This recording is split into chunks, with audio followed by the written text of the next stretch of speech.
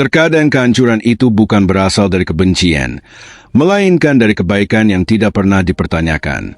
Banyak orang dibesarkan dengan keyakinan bahwa bersikap baik hati adalah jalan yang mulia. Selalu membantu, selalu hadir, selalu mengalah. Namun, bagaimana jika kebaikan yang diberikan tanpa selektif justru perlahan menghancurkanmu? Mengapa mereka yang selalu memberi seringkali berakhir kelelahan, kesepian, atau bahkan dimanfaatkan? Ini bukan soal membenci kebaikan, tetapi tentang memahami kapan kebaikan berhenti menjadi anugerah dan mulai menjadi beban. Di dunia yang semakin rumit, memberi tanpa batas mungkin bukan lagi tanda kekuatan, melainkan tanda kebingungan identitas. Orang yang terlalu baik sering menyimpan luka terdalam. Mereka tersenyum saat seharusnya marah, memberi saat seharusnya berkata cukup. Ironisnya, mereka dihargai bukan karena siapa mereka, tetapi karena seberapa banyak mereka rela melupakan diri sendiri. Dalam video ini, kita akan menjelajahi 8 cara kebaikan bisa, dan seringkali, merusak hidupmu. Kita akan masuk ke wilayah yang jarang dibahas. Harapan yang berlebihan, hubungan yang timpang, identitas yang terkikis, hingga bagaimana Stokisme menawarkan kerangka berpikir yang lebih sehat untuk menyeimbangkan niat baik dengan harga diri. Pastikan kamu menonton hingga akhir agar tidak melewatkan inti dari pembahasan ini. Jangan lupa berlangganan agar kita bisa terus berbagi perspektif yang menginspirasi. Sekarang saatnya berhenti menjadi baik hanya demi diterima, dan mulai menjadi sadar agar tidak hancur. Mari kita mulai. Musik. Poin pertama. Harapanmu menjadi terlalu tinggi. Kita sering diajarkan bahwa kebaikan adalah jalan menuju kedamaian. Namun, jarang ada yang memperingatkan tentang jebakan halus di balik kebaikan, yaitu harapan. Sesuatu yang tampak suci di permukaan, tetapi bisa beracun jika tidak dipahami.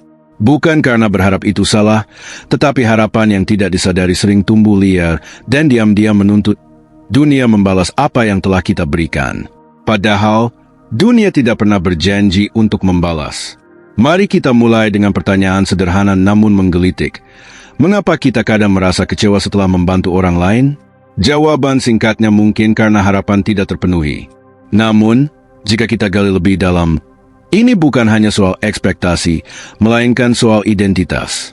Kebaikan kadang menjadi investasi diam-diam. Kita menanam waktu, perhatian, tenaga, lalu menanti hasilnya. Entah itu dihargai, dianggap penting, atau sekadar diingat. Namun, semakin besar makna yang kita berikan pada kebaikan itu, semakin dalam luka saat balasan tidak kunjung datang. Apakah ini salah mereka? Atau luka dari diri kita yang belum sembuh? Bayangkan seseorang yang sejak kecil belajar bahwa untuk dicintai, ia harus berguna. Setiap kebaikan yang ia lakukan bukan hanya untuk membantu, tetapi untuk bertahan, untuk memastikan ia layak dicintai. Maka, satu tindakan yang tidak dihargai terasa seperti penolakan total terhadap dirinya sebagai manusia. Disinilah kebaikan berubah dari ekspresi cinta menjadi alat bertahan hidup, dan dari sana harapan tumbuh seperti utang emosional yang ingin ditagih. Aku sudah ada untukmu, sekarang giliranmu melihatku. Tapi bagaimana jika orang lain tidak melihat, atau bahkan tidak sadar bahwa kamu menunggu? Rasa kecewa pun menyelinap, tidak melalui logika, tetapi melalui dada, melalui sesak yang tak terjelaskan. Itu tanda harapanmu mungkin sudah terlalu tinggi. Bukan karena kamu serakah, tetapi karena kamu meletakkan makna hidupmu pada respons orang lain. Dalam studi psikologi sosial, ada istilah norm of reciprocity, kecenderungan manusia untuk membalas kebaikan. Ini adalah dasar interaksi sosial. Namun, ketika norma ini tidak berjalan, ketika kamu terus memberi tapi tidak mendapat apa-apa, yang muncul bukan hanya kekecewaan, tetapi juga pertanyaan tentang identitas. Apakah aku tidak cukup berarti? Apakah aku hanya berharga saat memberi? Stokisme berbicara langsung ke inti masalah ini. Filsafat ini mengajak kita untuk memeriksa kembali pusat kendali. Yang bisa kita kuasai hanyalah tindakan kita, bukan reaksi orang lain. Keutamaan ada pada niat, bukan hasil. Ketenangan datang dari konsistensi nilai kita, bukan dari pujian. Tapi jujur saja, teori itu indah, praktiknya sulit. Kita hidup dalam masyarakat yang secara halus mengajarkan bahwa memberi berarti diterima, menolong berarti dianggap baik, hadir berarti dihargai. Ketika itu tidak terjadi, sakitnya luar biasa. Yang lebih menyakitkan, Kita sering tidak diizinkan mengeluh. Ada suara moral dari luar atau dalam diri yang berkata, kamu harus ikhlas. Maka, kita diam, menyimpan kecewaan di balik senyum palsu, menyimpan luka dalam kesunyian karena takut dianggap tidak tulus. Padahal, kecewa itu manusiawi, dan harapan, meski berbahaya, adalah bagian dari kita. Yang membuat harapan berbahaya bukan keberadaannya, tetapi ketidaksadaran kita akan itu. Kita jarang jujur mengakui, ya, aku membantu karena ingin merasa dibutuhkan, atau aku berharap usahaku dilihat. Tanpa kejujuran itu, kita terjebak dalam ilusi bahwa kita baik tanpa pamrih, padahal diam-diam kita menunggu. Itulah mengapa banyak orang baik merasa lelah. Bukan karena terlalu banyak memberi, tetapi karena terlalu lama menunggu tanpa merasa cukup. Ini tidak hanya terjadi dalam hubungan sosial, tetapi juga dalam cinta. Kita memberikan waktu, perhatian, kesetiaan, lalu hancur saat orang itu pergi. Bukan hanya karena kepergiannya, tetapi karena harapan yang kita bangun bersamanya runtuh. Dari sana muncul bisikan, aku sudah memberikan segalanya, kenapa masih tidak cukup? Banyak hati patah bukan karena ditinggalkan, tetapi karena harapan mati perlahan, dibunuh oleh ketidakpedulian kecil yang konsisten. Maka, pertanyaannya bukan lagi bagaimana berhenti berharap, tetapi bagaimana menyadari bahwa kita sedang berharap, dan apa yang harus dilakukan jika harapan itu tidak kembali. Jawaban realistisnya bukan menghapus harapan, tetapi mengendalikannya, seperti pelaut yang tak bisa mengatur ombak, tetapi bisa mengarahkan layar. Mulailah dari sini, sadari niatmu sebelum membantu. Tanyakan, apakah aku membantu karena ingin memberi, atau karena takut kehilangan? Pisahkan tindakan dari hasil. Bantu, lalu lepaskan. Jika orang itu berubah, itu bonus. Jika tidak, kamu tetap utuh. Berikan dari kelimpahan, bukan kekosongan. Jika kamu lelah, akui saja. Jika merasa dimanfaatkan, tetapkan batas. Bayangkan skenario terburuk, bukan untuk pesimis, tetapi untuk membiasakan diri agar tidak terkejut. Dalam Stoikisme, ini disebut premeditatio malorum, membayangkan kemungkinan buruk agar kita siap secara mental saat itu terjadi. Terakhir, hargai dirimu sendiri, bukan karena balasan orang lain, tetapi karena tindakanmu selaras dengan nilaimu. Itu sudah cukup, mungkin tidak langsung terasa, tetapi itu adalah latihan, dan latihan adalah proses penyembuhan, bukan pembalasan. Jadi, jika kamu pernah kecewa setelah berbuat baik, itu bukan karena kamu gagal, tetapi karena kamu manusia. Manusia yang sedang belajar mencintai tanpa kehilangan diri sendiri. Berhentilah bersikap baik jika itu berarti mengorbankan dirimu. Tetaplah baik, tetapi dengan cara yang tidak menghancurkanmu perlahan. Kebaikan yang sehat tidak menunggu tepuk tangan, tetapi juga tidak diam dalam penderitaan. Ia kuat, tetapi tidak tunduk. Ia hadir, tetapi tahu kapan harus pergi. Dari situ, mungkin kita bisa mulai hidup sebagai manusia utuh, bukan sebagai mesin kebaikan yang diam-diam menangis setiap malam. Berbuat baiklah, tetapi jangan harap semua orang akan melihat. Kebaikan sejati bukan tentang siapa yang membalas, tetapi tentang siapa yang tetap utuh setelah semua pengorbanan. Renungkan ini. Jika kamu pernah terlalu berharap karena terlalu baik, kamu tidak sendiri. Itu bukan aib, tetapi cermin yang kita butuhkan. Bukan untuk menyangkal harapan, tetapi untuk berdamai dengannya. Poin kedua, orang lain hanya akan mengharapkanmu terus memberi. Ada rasa sunyi yang sulit dijelaskan saat kamu menyadari bahwa orang-orang di sekitarmu tidak mencarimu karena dirimu, tetapi karena apa yang bisa kamu berikan. Waktu, bantuan, dukungan, atau sekadar kehadiran yang menenangkan. Namun, saat kamu berhenti memberi, dunia perlahan menjadi sepi. Ini bukan skenario sinis, tetapi realitas yang lebih sering terjadi daripada yang diakui. Banyak orang mengalami ini, tetapi takut mengungkapkannya karena khawatir terlihat egois. Padahal, justru karena terlalu baik, mereka menjadi terlalu mudah diminta. Disitulah masalahnya, ketika kebaikan tidak lagi dilihat sebagai kebaikan, tetapi sebagai kewajiban. Bayangkan kamu dikenal sebagai orang yang selalu ada, selalu membantu, selalu bisa diandalkan. Awalnya, itu terasa mulia, orang memuji, menghormati, merasa nyaman di dekatmu.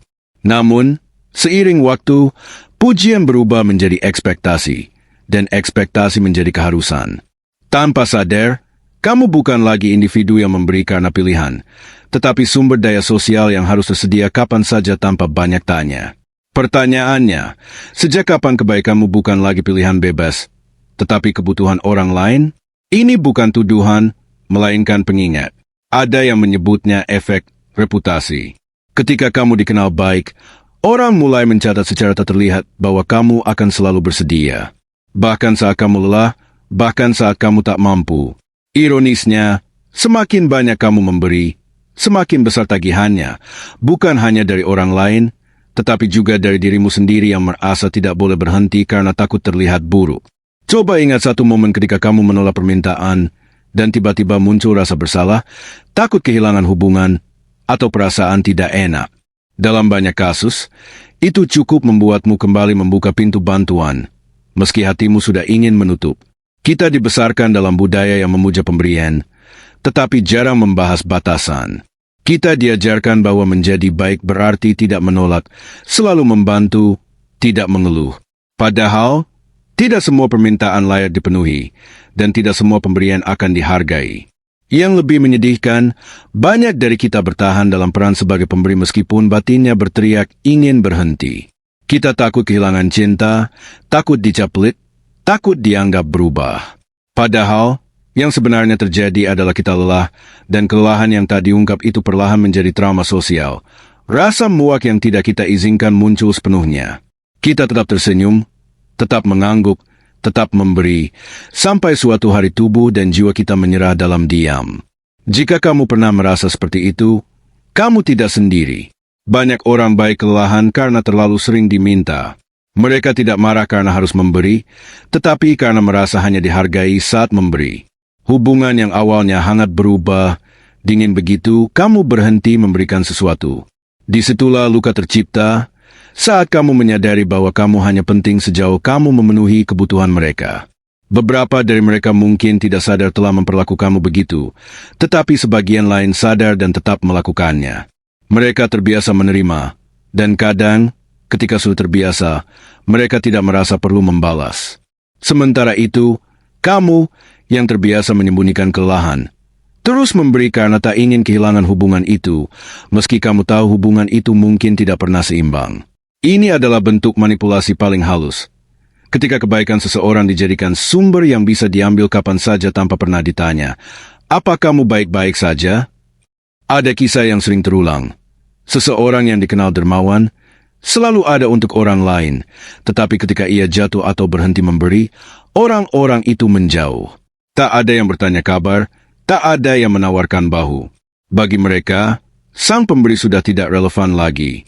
Itu menyakitkan, tetapi juga membuka mata bahwa banyak hubungan sosial sebenarnya bersifat transaksional, hanya dibungkus dengan kata-kata manis seperti peduli, persahabatan, atau keluarga. Padahal, jika jujur, seberapa banyak dari mereka yang benar-benar ada untukmu, bukan untuk apa yang bisa kamu berikan? Lalu, bagaimana menyikapi ini tanpa kehilangan empati? Pertama, kenali pola. Siapa yang hanya datang saat butuh, siapa yang hadir saat kamu dalam diam, dan siapa yang menghilang ketika kamu berhenti memberi. Kedua, belajar berkata, cukup dengan tenang. Itu bukan egois, tetapi cara melindungi keutuhan batinmu. Ketiga, alihkan fokus dari hubungan yang eksploitatif ke hubungan yang saling tumbuh, di mana kamu bisa menjadi dirimu sendiri, bahkan saat tidak memberi apa-apa. Keempat, sadari bahwa kamu bukan mesin kebaikan. Kamu manusia dengan batas, kebutuhan, dan rasa lelah yang sah. Stokisme mengingatkan bahwa kehormatan ada pada tindakan, bukan pengakuan. Memberi adalah tindakan baik, tetapi terus memberi hingga kehilangan diri sendiri bukan kebajikan, melainkan kebutaan. Kita tidak diminta berhenti peduli, tetapi peduli dengan lebih bijak. Tidak semua orang layak menerima kebaikanmu, bukan karena mereka jahat, tetapi karena mereka tidak belajar membalas, bahkan dengan rasa hormat paling dasar. Kamu yang sedang menyimak ini mungkin terlalu keras pada dirimu sendiri, terlalu lama diam sambil menahan kekecewaan. Mungkin kamu tidak tahu cara berhenti tanpa merasa bersalah. Tapi sekarang, kamu tahu bahwa kebaikanmu bukan utang yang harus terus dibayar. Kamu berhak memilih kapan memberi dan kapan istirahat, bukan untuk membenci, tetapi untuk menjaga dirimu tetap utuh. Jadi, jika besok kamu memutuskan untuk tidak membantu seseorang karena kamu sedang lelah, itu bukan dosa, itu keberanian. Dan jika setelah itu mereka menjauh, mungkin memang dari awal mereka tidak pernah benar-benar dekat. Mungkin yang mereka dekati bukan kamu, tetapi manfaat yang kamu tawarkan. Ketika kamu berhenti memberi, kamu tidak kehilangan hubungan. Kamu sedang membersihkannya, agar suatu hari kamu bisa memberi lagi dengan tenang, tanpa takut. Karena kamu sudah belajar untuk tidak menjadi milik semua orang. Berhentilah bersikap baik jika kebaikan itu justru membuatmu hancur perlahan. Poin ketiga, tujuanmu sendiri tidak akan dianggap penting. Kita tidak pernah benar-benar diajarkan bahwa menjadi baik bisa membuat kita kehilangan suara. Perlahan, saat kamu terus memprioritaskan kebutuhan orang lain, kamu lupa bagaimana rasanya memperjuangkan sesuatu yang benar-benar berasal dari dalam dirimu. Dunia seolah tidak peduli. Selama kamu berguna, mereka senang. Tetapi, ketika kamu berhenti dan mulai berbicara tentang mimpimu, suasana menjadi hening, seakan tidak ada ruang untuk itu. Bukan karena impianmu salah, tetapi karena kamu terlalu sibuk dianggap baik. Mereka yang selalu memberi, membantu, dan tidak pernah menolak, perlahan kehilangan ruang untuk dilihat sebagai individu dengan tujuan pribadi.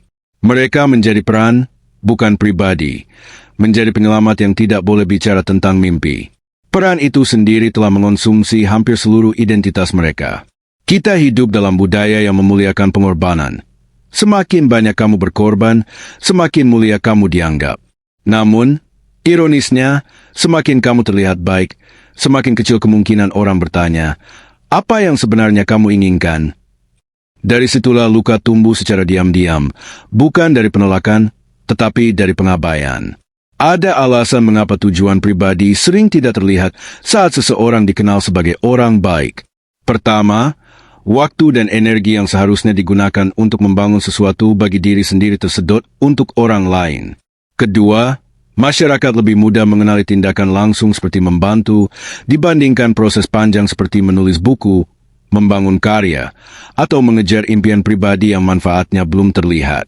Manusia cenderung menghargai manfaat nyata yang langsung dirasakan, bukan potensi jangka panjang. Jadi, ketika kamu membantu hari ini, kamu dianggap luar biasa.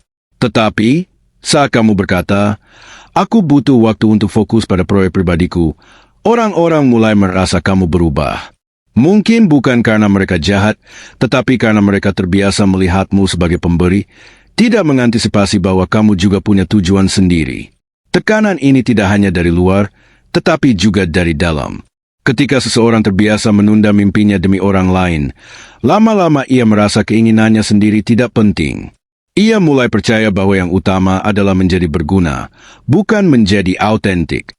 Dalam banyak kasus, ini berasal dari pengalaman masa kecil, di mana seorang anak diajarkan bahwa anak baik adalah yang membantu, bukan yang minta tolong. Akibatnya, mereka tumbuh menjadi dewasa yang merasa bersalah saat mengejar ambisi sendiri. Rasa bersalah itu membungkam suara hati hingga mereka merasa kosong, penuh dengan orang, tetapi sepi dari tujuan.